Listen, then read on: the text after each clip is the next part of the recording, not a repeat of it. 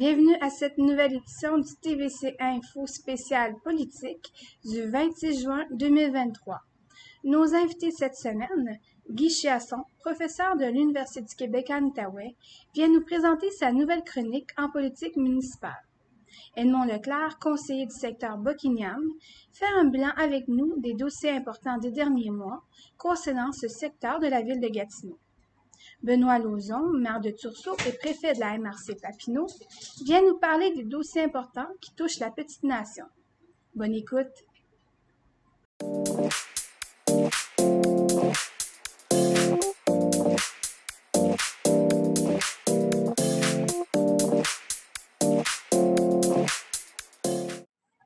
Bonjour Guy. Bonjour. Donc, on se rencontre de nouveau pour une chronique municipale. Aujourd'hui, on va toucher en fait le dossier de l'épandage du BTI à Gatineau. Avant tout, qu'est-ce que c'est le BTI? C'est comme une espèce d'un insecticide essentiellement qui est utilisé pour contrôler les populations de moustiques. Je suis pas un expert scientifique de ça, mais on l'utilise souvent dans les milieux humides parce que on sait que c'est là que les populations de moustiques sont les plus abondantes et souvent c'est là c'est de là qu'ils partent là dans les cours d'eau et dans les milieux humides. Et donc, je comprends, c'est qu'on on vaporise, on épanse cet insecticide-là dans les milieux humides pour empêcher le développement des populations de moustiques dans les endroits où c'est le plus sévère, disons. Oui, puis en plus, il y a certains secteurs comme de Masson-Angers, qui touchent en fait comme le cheval blanc du secteur Gatineau, puis ensuite ça déborde sur Masson-Angers, que là, il y a eu l'utilisation de BTI justement pour pouvoir neutraliser les moustiques. C'est ça, oui. Ben, il y a comme sept districts à Gatineau qui sont concernés. Et dans certains cas, ces districts-là, effectivement, ils débordent là sur Angers dans certains cas parce qu'il y a des milieux humides, évidemment, qui suivent pas nécessairement les lignes des anciennes municipalités. Et donc, ça concerne effectivement une petite partie là les citoyens qui sont électeurs dans certains des districts de Gatineau, mais qui sont en vérité à Angers, là, dans bien des cas. Puis, en fait, en quoi est-ce que le BTI, son utilisation est controversée? Ben, c'est ça, faut savoir qu'il y a eu une étude importante là, de l'ancienne, ce qui s'appelait à l'époque le ministère des Forêts, de la Faune et des Parcs, qui avait fait effectivement une étude qui visait essentiellement à informer les municipalités à savoir si c'était dangereux d'utiliser du BTI, est-ce que ça avait des conséquences pour les humains ou sur la biodiversité, etc. Et la conclusion de cette étude-là, qui date, je crois, de la fin des années 2010, là, donc 2019, si je m'en souviens bien, c'était qu'on ne pouvait pas conclure d'un côté comme de l'autre, mais que essentiellement le mot d'ordre qui était envoyé aux municipalités par le ministère, c'était ce qu'on peut appeler le principe des précautions. Donc, la conclusion est pas définitive à savoir si c'est dangereux, mais l'idée, d'une certaine façon, qui se dégageait, c'était qu'il fallait effectivement être prudent parce qu'on pouvait pas confirmer non plus que ça n'était pas nuisible autant pour la biodiversité que pour les humains.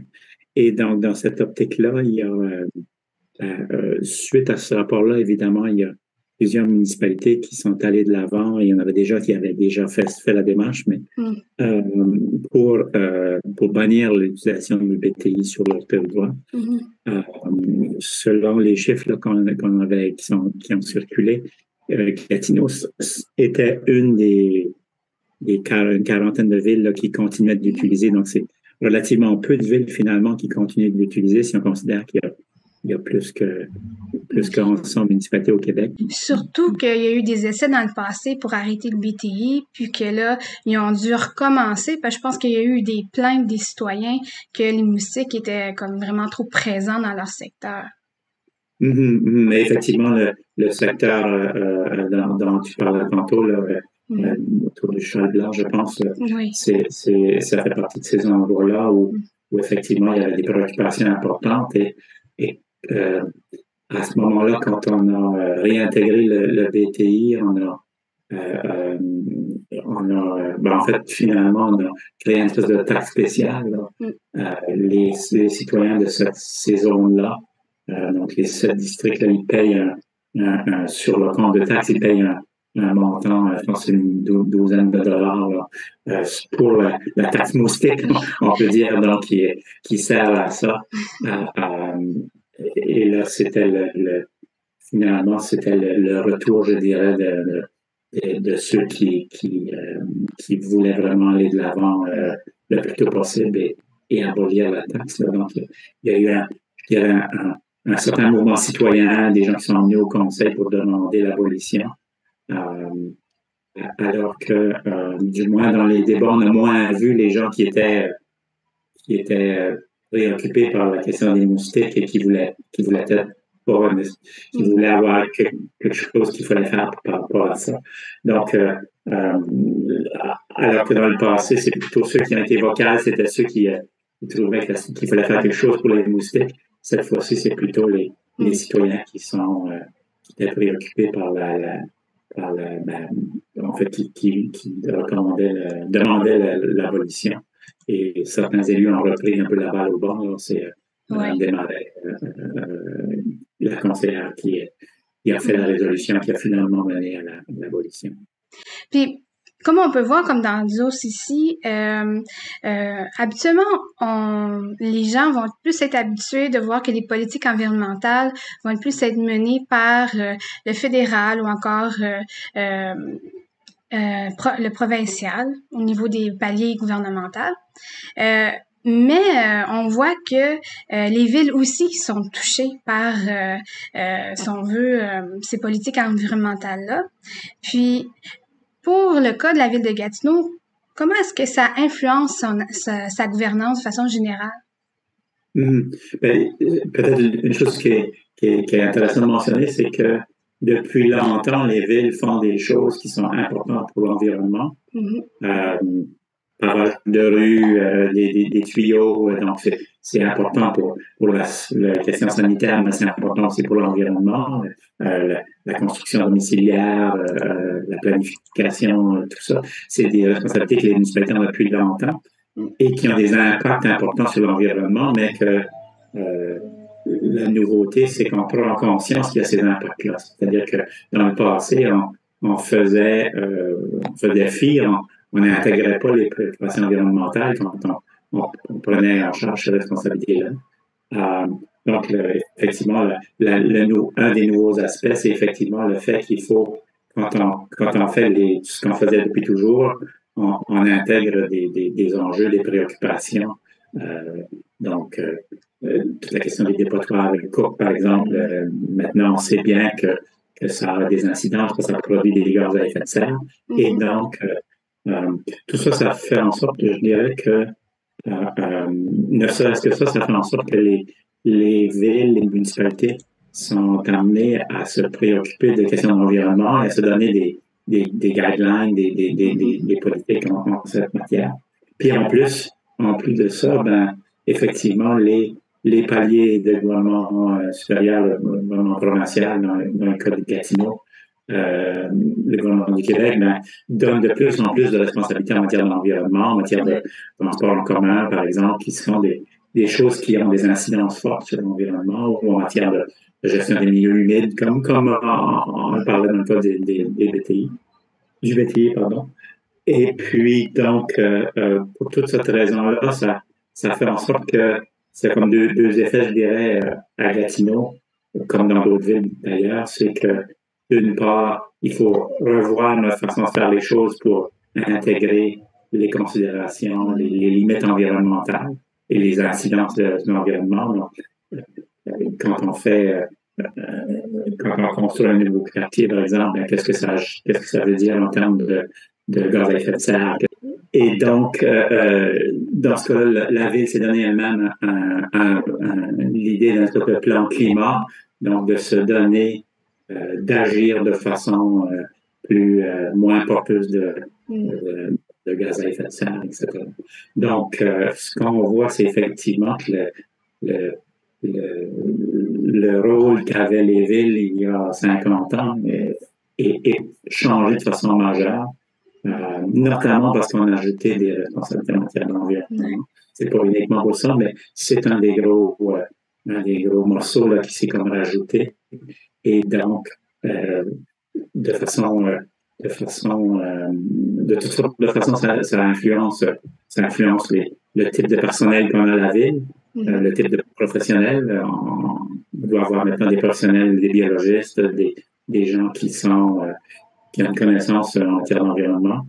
Ça influence le rapport avec les citoyens aussi. Le cas du BTI dont on vient de parler, c'est-à-dire que désormais, les citoyens se mobilisent pour des enjeux environnementaux et font pression sur la ville. Donc, dans ce cas-là, c'est ce qui est arrivé.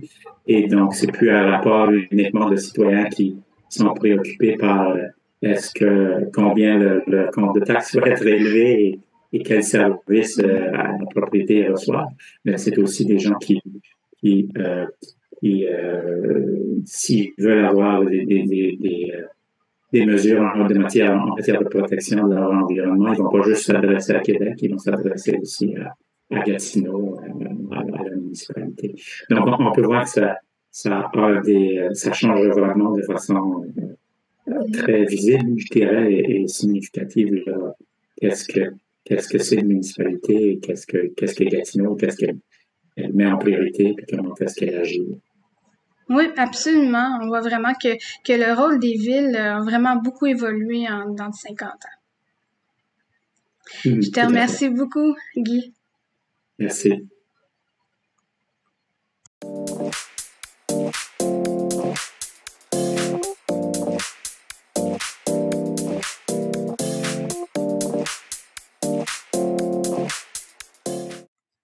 Bonjour, Monsieur Leclerc. Bonjour. Donc, aujourd'hui, on va faire un peu un retour sur différents dossiers qui touchent les gens de Buckingham, puisque vous êtes leur conseiller. On va commencer, en fait, par l'arrivée des camions de nourriture de rue à Buckingham. Donc, comment ça se passe jusqu'à maintenant? Oui, ben il y a deux éléments au camion cuisine. Premièrement, depuis 2021, la Ville de Gatineau permet que les camions cuisine s'installent sur le domaine public. Alors ça veut dire dans un parc, dans un espace, une rue de stationnement, donc en bordure de rue. Donc, c'est quelque chose qui est permis lorsque, à l'avance, il y a un plan qui est envoyé, puis les élus font leurs commentaires, et puis on s'entend sur le fait que, par exemple, dans ce parc-là, au courant de l'été, ça va être permis. Dans Buckingham-Masson-Angers, en raison de la pandémie qui a durement frappé nos restaurateurs, le peu de restaurateurs qu'on a dans notre secteur, bien, on voulait s'assurer que ce ne soit pas un élément de compétitivité qui soit, disons, mortel là, pour nos restaurateurs. Donc, on n'a pas permis d'avoir des camions cuisine sur l'emprise publique. Okay. Cet été, on sort de la pandémie, on veut redynamiser nos artères, entre autres l'avenue de Buckingham. Alors, je suis très fier de dire qu'on va le permettre, entre autres au parc du Landing, donc un très bel endroit pour faire du plein air urbain, où est-ce qu'on peut louer des canots et tout ça. Il va pouvoir y avoir présence de camions cuisine, donc sur un domaine public. Ça, c'est une première chose. Également, de mon côté, j'ai fait des démarches politiques plus personnelles parce que j'avais des restaurateurs, des commerçants, des gens d'affaires qui m'interpellaient et qui me disaient « Non, c'est vraiment compliqué à la Ville de Gatineau pour avoir un permis d'événement temporaire pour pouvoir avoir un camion cuisine dans une place privée. » Un exemple de ça, un événement qui avait fait beaucoup jaser dans les médias notamment, c'est chez Finifité, il y avait une activité de team building, donc pour consolider l'équipe de travail, on voulait faire venir un camion cuisine dans le stationnement du commerce. Alors à ce moment-là, c'était très compliqué, c'était lourd, on avait besoin d'avoir des autorisations de la Ville plusieurs mois à l'avance. Avec les démarches politiques que j'ai faites, on a adopté une résolution pour mandater notre service de l'urbanisme de rendre ça le plus simple possible. Okay. Aujourd'hui, on se ramasse avec une nouvelle façon d'appliquer la réglementation à l'interne au niveau de l'urbanisme, parce que pour des événements où c'est privé, il y a certaines dispositions qui font en sorte que ce ne sera pas nécessaire d'avoir de permis. Donc, c'est laissé à la discrétion lorsque c'est un privé ou lorsque c'est dans un espace commercial, mais privé, bien là, il va pouvoir y avoir des permis d'événements temporaires, mais on a beaucoup simplifié le processus. Donc, ça, c'est vraiment dans une perspective toujours de redynamiser le secteur puis de permettre d'avoir des beaux événements, des camions de cuisine, rendre ça plus agréable et surtout facile pour ceux qui l'organisent. Absolument. Il y a d'autres aussi, en fait, depuis quelques mois, vous êtes le vice-président à la STO. Donc, vous avez quand même là certains éléments là, d'actualité dont vous pouvez nous parler puis qui va toucher les gens de Buckingham.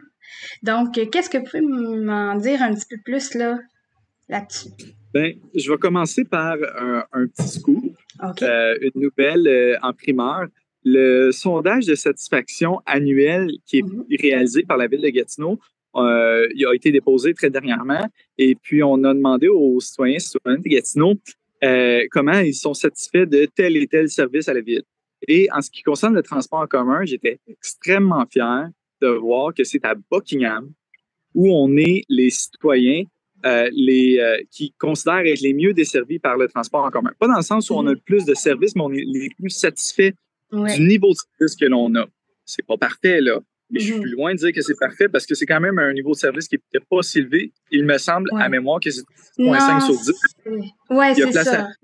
Exactement, parce que de manière générale, à la ville de Gatineau, malheureusement, comme la satisfaction a baissé, mais c'est pas le cas pour les gens de Buckingham. En fait, la satisfaction a baissé partout au niveau de la ville de Gatineau. Par contre, là où on est quand même malgré tout le plus satisfait, c'est du côté de Buckingham. Et c'est certainement pas étranger au projet pilote qui était le transport à la demande, qui a été commencé en 2021. Et puis, quand je suis arrivé en poste, j'ai tout fait pour qu'on puisse terminer le projet pilote et rendre ça officiel dans les niveaux de service de la ville de Gatineau. Donc, c'est plus un projet pilote, on remet plus ça en question au budget de la STO, c'est un service acquis pour les gens de l'Est. Alors, le service du transport à la demande va demeurer et en plus, il va être élargi jusqu'au boulevard de l'aéroport dans le cadre de la restructuration des services liés avec l'ouverture du Rapibus jusqu'à la station Lorrain qui va commencer dès cet automne. Donc, parfois, on peut penser que le Rapibus jusqu'à la station Lorrain, ça ne concerne pas le secteur Buckingham-Masson-Angers. Bien, la réalité, c'est que ça a des impacts parce qu'on redynamise toute l'offre de services du transport en commun à cause d'une nouvelle station Rapibus. Et ça fait en sorte que le service va être plus efficace jusqu'à Buckingham. OK. Puis, depuis environ quelques mois, la rue Georges est vraiment comme au centre de différentes nouvelles d'actualité qu'on a vues. Donc, c'est une des rues les moins bien entretenues au Québec, donc que les gens aiment le moins. Puis aussi, bon, il y a eu l'installation aussi de nouvelles lumières à une intersection. Donc, comme quel bilan est-ce que vous dressez? Quelle amélioration vous allez apporter dans les prochains mois pour améliorer la rue Georges? Oui, c'est pas peu dire. Hein? La rue Georges a été élue par le vote populaire du sondage de CAA Québec la pire route du Québec. Ouais. Et c'est vraiment pas une surprise. On en a déjà parlé, vous et moi, puis dans tous les médias, je pense, là, on m'a interpellé à ce sujet-là. C'était bien avant que j'entre en poste. La rue Georges a souffert d'un manque d'investissement historique en matière d'infrastructure routière. On vit avec les conséquences aujourd'hui. Moi, depuis le début de mon mandat, je travaille extrêmement fort pour qu'on revoie ça. Et on n'a jamais injecté autant d'argent dans le pavage que présentement à la ville de Gatineau sous le leadership de France Béthil. Moi, de mon côté, avec Mario B, on a extrêmement travaillé fort pour aller chercher le plus de financement possible pour la rue Georges rapidement. La situation à l'heure actuelle, là, c'est que toute la réfection de la rue Georges, c'est financé. C'est pas l'argent le problème. C'est plutôt dans le cahier de charge au niveau de la ville. On a beaucoup de demandes, beaucoup de travaux où nos ingénieurs sont sollicités et puis c'est difficile de livrer tous les projets qu'on a financés. Donc, qu'est-ce qui est prévu pour la rue Georges? C'est un resurpassage dès cet été entre la route 148 et l'autoroute 50. On va venir mettre une couche d'asphalte pour améliorer le confort de roulement. Et on poursuit l'été prochain entre la rue des Liards et la rue Pierre-Laporte, donc le tronçon à Buckingham qui est très magané. Et on espère que ça va améliorer le confort de roulement pour quelques années en attendant qu'on revienne lorsque nos ingénieurs seront prêts avec les plans et devis, etc., pour faire des travaux de beaucoup plus grande envergure où on va refaire les services municipaux sur terrain, on va refaire la configuration autant que possible de la rue pour la rendre plus conviviale, autant pour les automobilistes que les cyclistes que les piétons. Et ça va être les plans finaux là, de cette rue-là qui sont financés à l'heure où on se parle. Ben, c'est parfait. Au moins, il y a quand même, on va voir des améliorations là, d'ici les prochains mois, années. En fait, on parle des prochains jours pour la réfection de la rue Georges du côté de Masson. Alors, le début juillet, on devrait commencer à voir un chantier s'installer.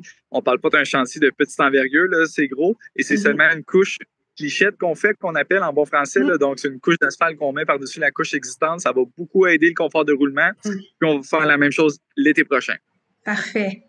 Puis bon, dans les prochains mois, vous allez suivre là, des dossiers dont vous aimeriez nous parler. Oui, bien, il y a beaucoup de dossiers à Buckingham. Moi, j'ai été élu en voulant évidemment revitaliser beaucoup l'avenue de Buckingham. Et l'avenue de Buckingham va être appelée à prendre un tournant beaucoup plus artistique. Au niveau visuel, c'est très intéressant, là, les investissements qui ont été faits de la part de la ville sur ce secteur-là. Donc, il y a 2 œuvres d'art qui devraient s'installer dès cet été. On parle d'une sculpture, une statue-sculpture là, au parc Scullion. Donc, c'est à l'entrée de la piste cyclable là, au nord de l'avenue de Buckingham. Alors, tout près du parc du Landing, une belle œuvre d'art qui s'en vient. Et également une murale qui va être faite en collaboration avec Trace Art Visuel sur le mur de la bijouterie Trudel. Donc, c'est 2 belles œuvres d'art qui s'en viennent pour redynamiser le secteur de Buckingham. À ça se rajoutent évidemment 2 nouveaux organismes qu'on en a beaucoup parlé qui viennent revitaliser le secteur de Buckingham. On parle de Hacker Buckingham, une association de résidents, et également le marché fermier de Buckingham qui va s'installer à la place du vieux marché pour vendre des produits locaux là, des fermes des environs, là, à l'Ange-Gardien et Buckingham. Ben, je vous remercie vraiment beaucoup d'avoir fait ce bilan des derniers mois avec moi. Monsieur Leclerc, donc, passez un bel été. Ben, bel été à vous, puis merci beaucoup.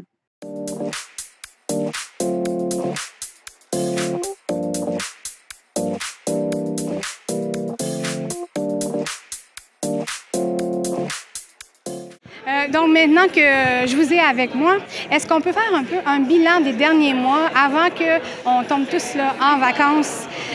Donc, différents projets d'actualité ont eu lieu à Tursault, dont vous êtes le maire, et à la Massé-Papineau. Donc, si on peut commencer avec l'usine à Tursault, est-ce que vous pouvez me dire un petit peu là, les derniers développements? Bien, les derniers développements, je dirais, on est dans le dernier droit, là. Vous savez, depuis 2019 qu'on travaille le dossier de la papatière depuis la fermeture en octobre 2019. C'est un dossier qui était long. L'important pour nous, c'était d'avoir un projet pour s'assurer que dans 5 ans ou 10 ans, on ne revive pas la même situation. Le ministre Fitzgibbon a très bien travaillé ce dossier-là avec nous. Puis, on est dans le dernier droit. Là. On est sur le point d'avoir des annonces de relance là, du site de la papatière de Tursault. Et donc, est-ce que vous savez un petit peu là, quel genre d'entreprise pourrait reprendre l'usine à Tursault? Oui, il y a deux entreprises là, qui ont déposé. Bien, il y en a plus que 2, mais il y en a 2 qui ont été sélectionnées pour analyse de leur projet. Le ministre Fitzgibbon va prendre une décision dans les prochaines journées pour finaliser l'entente avec le repreneur qui sera choisi pour une annonce en août à peu près. Est-ce qu'on est au courant? Oui. On connaît les deux repreneurs. J'ai eu la chance de les rencontrer à quelques reprises pour discuter de leur projet ensemble, pour s'assurer de l'acceptabilité sociale aussi au niveau de la ville de Tursault. Puis, c'est des excellents projets qu'on aimerait bien accueillir. Maintenant, on ne peut pas les annoncer tout de suite, mais on va laisser le ministre Fitzgibbon faire son travail, mais on a hâte de le recevoir à Tursault pour l'annonce. Donc, on serait vers à peu près le mois d'août, c'est bien ça? À peu près vers le mois d'août, là, je dirais, là, le ministre, bien, surtout avec les vacances, se donne à peu près 6 à 8 semaines pour finaliser l'entente. Puis, à partir de ce moment-là, il va y avoir une annonce. Donc, c'est un dossier à suivre en septembre? C'est le dossier de l'heure qu'il va y avoir en septembre, je pense, au retour des vacances là, pour les élus. Puis je pense que c'est le premier dossier qu'on va avoir sur le bureau. Puis je pense que la population, les gens vont être contents. C'est créer de la richesse. C'est des projets qui sont visionnaires aussi. Puis on parle de sauver la planète, mais c'est un projet qui est en lien avec ça. Justement, la MRC Papineau a vraiment axé son vœu sur le développement durable. Donc, qu'est-ce que vous pouvez m'en dire plus? Bien, le développement durable, je pense qu'il doit faire partie intégrante de notre vision. Aujourd'hui, au niveau municipal, là, avant, là, on déneigeait des rues puis on ramassait des poubelles. Mais aujourd'hui, c'est beaucoup plus grand, la façon, le rôle de l'élu municipal. Il faut toujours faire un lien entre le développement urbain et le développement humain. Puis pour avoir un impact positif sur l'humain, il faut parler de développement durable. On sait ce qu'on vit présentement là, au Québec, là, avec les feux de forêt, avec les inondations qu'on a eues dans les dernières années. Mais je pense que c'est important de prendre des bonnes décisions puis de faire du développement de façon différente, beaucoup plus durable, qui va faire en sorte que les générations futures vont avoir une belle qualité de vie eux aussi. Aussi, à la MRC, vous allez aller en voyage en Belgique. Donc, je crois que c'est... Au mois de septembre. Du 12 au 20 septembre, là, il y a une délégation de la MRC qui va partir pour la Belgique. On va aller parler de développement durable, étant donné que c'est dans notre vision, puis eux aussi en font, pour s'assurer, est-ce qu'on prend les bonnes décisions, on a les bonnes pratiques à ce niveau-là. Fait que c'est important de consulter d'autres pays qui en font. On va parler aussi beaucoup au niveau de tourisme, puis d'attirer de la main-d'œuvre chez nous. On sait que le gouvernement s'est donné une vision de beaucoup d'immigrants vers le Québec, mais on veut que la MRC de Papineau prenne sa place. On a beaucoup de demandes au niveau de l'agriculture, au niveau de nos industries, au niveau de nos petits commerces à l'intérieur des municipalités. Fait que ça va être la mission, là, elle va être basée là-dessus. Au niveau de la MRC, pour les prochains mois, quel dossier est-ce que vous allez suivre? Bien, on sait qu'on va entendre parler beaucoup à l'automne, de finaliser le dossier de l'élection du préfet au suffrage universel. Ça va se décider cet automne avant l'adoption du prochain budget. Il y a aussi des gros enjeux financiers là, pour le milieu municipal quand on adopte des politiques en développement durable au niveau des changements climatiques, au niveau des milieux hydriques et humides, mais ça va prendre une participation du gouvernement du Québec. Dans les prochaines semaines, au retour, on va travailler beaucoup avec la Fédération québécoise des municipalités et l'Union des municipalités du Québec pour la négociation du prochain pacte fiscal, l'entente entre municipalités et le gouvernement du Québec pour l'année 2024 qui s'en vient. Parfait. Merci beaucoup, M. Lauzon. Ça fait plaisir.